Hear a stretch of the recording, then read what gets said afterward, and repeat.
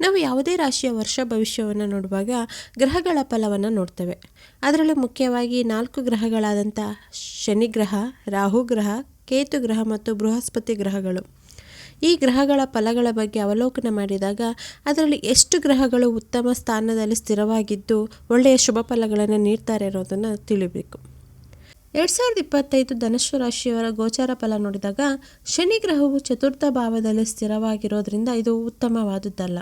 ಇನ್ನು ಎರಡನೇದಾಗಿ ರಾಹು ಗ್ರಹವು ದ್ವಿತೀಯ ಭಾವದಲ್ಲಿ ಸ್ಥಿರವಾಗಿರೋದ್ರಿಂದ ಇದು ಉತ್ತಮವಾದಂಥ ಫಲ ಕೊಡುವಂತಹ ಸ್ಥಾನವಾಗಿದೆ.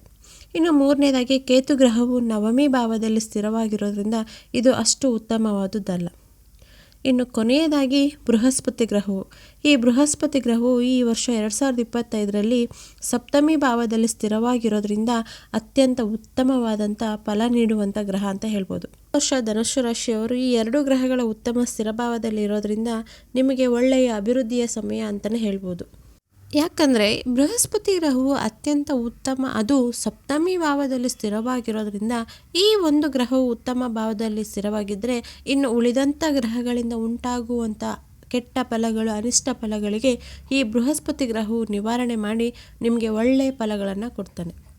ಜೊತೆಗೆ ರಾಹು ಗ್ರಹವು ಕೂಡ ಉತ್ತಮವಾದ ಭಾವದಲ್ಲಿ ಸ್ಥಿರವಾಗಿರೋದ್ರಿಂದ ಧನುಸ್ಸು ರಾಶಿಯವರಿಗೆ ಯಾವುದೇ ವಿಚಾರಕ್ಕೂ ಯೋಚನೆ ಮಾಡುವಂತಹದ್ದು ಬೇಡ.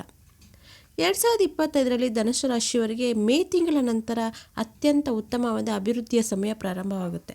ಯಾಕಂದರೆ ಈ ಮೇ ತಿಂಗಳಿನಲ್ಲಿಯೇ ರಾಹು ಗ್ರಹವು ದ್ವಿತೀಯ ಭಾವಕ್ಕೆ ಮತ್ತು ಬೃಹಸ್ಪತಿ ಗ್ರಹವು ಸಪ್ತಮ ಭಾವಕ್ಕೆ ಬರೋದ್ರಿಂದ ಮೇ ತಿಂಗಳ ನಂತರ ಉಳಿದ 7 ತಿಂಗಳ ಕಾಲ ಉತ್ತಮವಾದ ಶುಭ ಸಮಯ ಆರಂಭವಾಗುತ್ತೆ. ಧನುಸ್ಸು ರಾಶಿಯವರಿಗೆ ಮೇ ತಿಂಗಳ ನಂತರ ಈ 7 ತಿಂಗಳುಗಳ ಕಾಲ ಶುಭ ಸಮಯ ಪ್ರಾರಂಭವಾಗೋದ್ರಿಂದ ನಿಮ್ಮ ಆರೋಗ್ಯ ವಿಚಾರದಲ್ಲಿ ಉತ್ತಮವಾಗಿದೆ. ಅಂದರೆ ಆರೋಗ್ಯದಲ್ಲಿ ನೀವು ಹಿಂದಿನ ವರ್ಷ ಪಟ್ಟಂಥ ಸಮಸ್ಯೆಗಳಿಗೆಲ್ಲ ಆರೋಗ್ಯದಲ್ಲಿ ಈ ವರ್ಷ ಯಾವುದೇ ರೀತಿಯ ತೊಂದರೆ ಇಲ್ಲದೆ ಉತ್ತಮವಾಗಿ ಆರೋಗ್ಯವನ್ನು ಪಡಿತೀರ. ಜೊತೆಗೆ ದಷ್ಟಪುಷ್ಟವಾಗಿ ಆರೋಗ್ಯವಂತರಾಗಿ ಇರ್ತೀರ. ಏನೇ ಇರಲಿ ಈ ವರ್ಷ ಅವೆಲ್ಲ ನೆರವೇರುವಂಥ ಒಂದು ಸಮಯ. ಅಂದರೆ ನೀವು ಯಾವುದೇ ಕೆಲಸಕ್ಕೆ ಕೈ ಹಾಕಿದ್ರೂ ಆ ಕೆಲಸಗಳು ನೆರವೇರಿ ಅದರಲ್ಲಿ ಯಶಸ್ಸನ್ನು ಕಾಣ್ತೀರ. ಇನ್ನು ಮೂರನೇದಾಗಿ ವಿವಾಹಕ್ಕೆ ಸಂಬಂಧಪಟ್ಟಂತೆ ಯಾರೆಲ್ಲ ವಿವಾಹ ವಿಚಾರವಾಗಿ ಪ್ರಯತ್ನಗಳನ್ನ ಪಡ್ತಿದ್ರೋ ಅಂಥವರಿಗೂ ಸಹ ಈ ವರ್ಷ ವಿವಾಹವಾಗುವ ಸಮಯ ಬಂದಿದೆ. ಜೊತೆಗೆ ಮದುವೆಯಾದಂಥ ದಂಪತಿಗಳ ನಿಮ್ಮ ಕುಟುಂಬದಲ್ಲಿ ಏನಾದರೂ ಸಮಸ್ಯೆಗಳಾಗಿ ತೊಂದರೆಗಳಾಗಿದ್ದರೆ ಅವೆಲ್ಲ ನಿವಾರಣೆಯಾಗಿ ಸುಖ ಶಾಂತಿ ನೆಮ್ಮದಿಯಿಂದ ಇರುವಂಥ ಸಮಯವಾಗಿದೆ. ಇನ್ನು ಹಣಕಾಸಿನ ವಿಚಾರದಲ್ಲಿ ನೋಡಿದಾಗ ಅದು ಸಹ ಉತ್ತಮವಾಗಿದೆ. ಮತ್ತು ವಿದ್ಯಾರ್ಥಿಗಳಿಗೂ ಸಹ ಈ ವರ್ಷ ಅತಿ ಉತ್ತಮವಾದಂಥ ವರ್ಷ. ಇನ್ನೂ ಸ್ವಲ್ಪ ಹೆಚ್ಚು ಪ್ರಯತ್ನ ಪಟ್ಟರೆ ಒಳ್ಳೆಯ ಫಲಿತಾಂಶವನ್ನು ಈ ವರ್ಷ ನೀವು ಪಡ್ಕೊಳ್ತೀರ.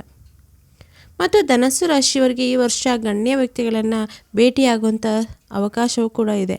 ಹಾಗೆ ಪುಣ್ಯಕ್ಷೇತ್ರಗಳ ದರ್ಶನ ಭಾಗ್ಯ ಅವಕಾಶವೂ ಕೂಡ ಇರೋದರಿಂದ ಈ ವರ್ಷ ಧನುಸ್ಸು ರಾಶಿಯವರ ವರ್ಷ ಭವಿಷ್ಯ ಉತ್ತಮವಾಗಿದೆ ಅಂತ ಹೇಳ್ಬೋದು.